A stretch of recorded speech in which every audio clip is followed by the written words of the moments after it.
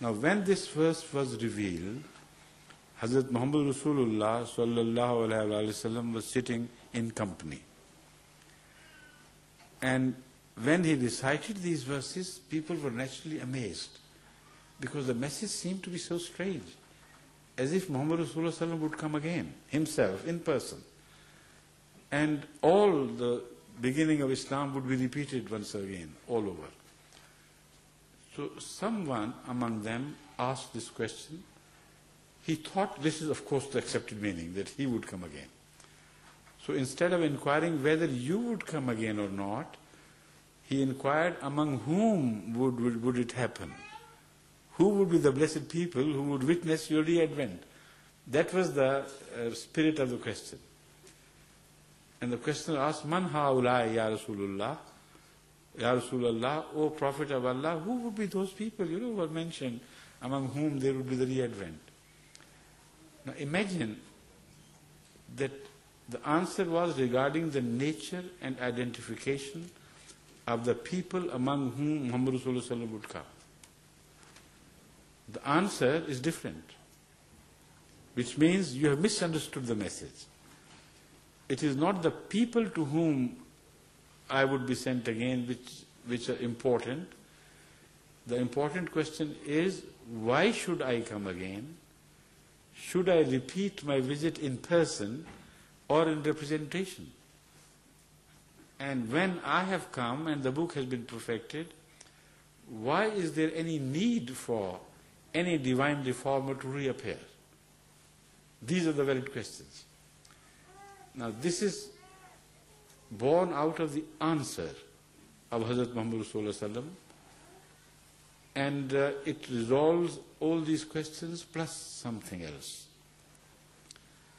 After hesitation for a while, when the question was repeated, he turned to Salman Farsi, a companion of Hazrat Muhammad Rasulullah sallallahu alaihi wasallam, who was from Persia, who was not Arab, and the only one among the company who was not an Arab.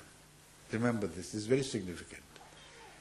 He put his hand on the shoulder of Salman Farsi and said, Law kana al-imanu inda thuraya lanalahu rajulun min haulai. Even if faith deserted the earth and ascended to Pleiades, to the constellation of certain stars, which are called Pleiades, in Arabic they are called Suraya. So even if faith altogether deserted the earth and ascended to Pleiades, from among these people, there would be that man who would bring the faith back from the stars down to the earth. Very clear message that these verses are speaking of a messenger of Allah reappearing, but not in person. Because Muhammad Rasulullah could be from the people to whom Salman Farsi belonged. Salman Farsi belonged to a people of Persia. Muhammad Rasulullah belonged to the people of Arabia. So how could he come from among them? It was a clear message that this verse will be fulfilled in representation, not in my personal reappearance. Someone, a non-Arab, belonging to these people, would come in the latter days. The question as to why, is not the book perfect? Of course it was perfect. Are you not the last messenger till the end of the time to sway authority and to hold authority? Of course he was the last messenger on earth to sway divine authority over all others, and his word was to be the last word in every decision making. Then why there is a need for any other person? This is the big question which had to be resolved. And in this short answer, he also resolved this question without raising it. He says, Law kana al-imanu in the thuraya, which means if the real, genuine faith deserted the earth and ascended to Pleiades, this could happen in the presence of the Holy Quran, this could happen in the presence of my traditions, This could happen despite the fact that Islam is perfected, yet faith can desert the hearts of the people if they become distorted. And this is, he said, what would happen in the end. The book would be there. The books of traditions would be there. And all the reported conduct, which is called Sunnah, of Hazrat Muhammad Sallallahu Alaihi Wasallam, would also be well known to the people of Islam. Yet they would become spiritually dead.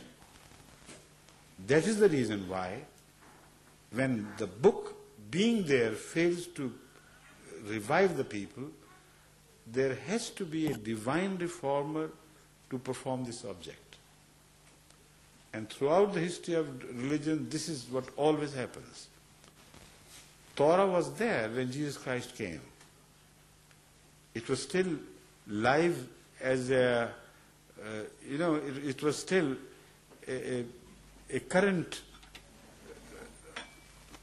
authority which was valid and which had not been as yet written off by Allah. Because the Holy Quran repeatedly refers to the Bible and the people of the time of Jesus Christ and also at the time of Muhammad Sallallahu Alaihi Wasallam, raising the question, why don't you take your guidance from the Bible? Why don't you act upon the Bible? Why are you leading a life of hypocrisy? You claim that you belong to Bible and you are not acting upon it. So that is what I mean to say the Bible was yet a valid currency, the Old Testament I mean. Yet the people at the time of Jesus Christ had gone all astray. So much so that according to the Quran, their hearts had become likened unto stones.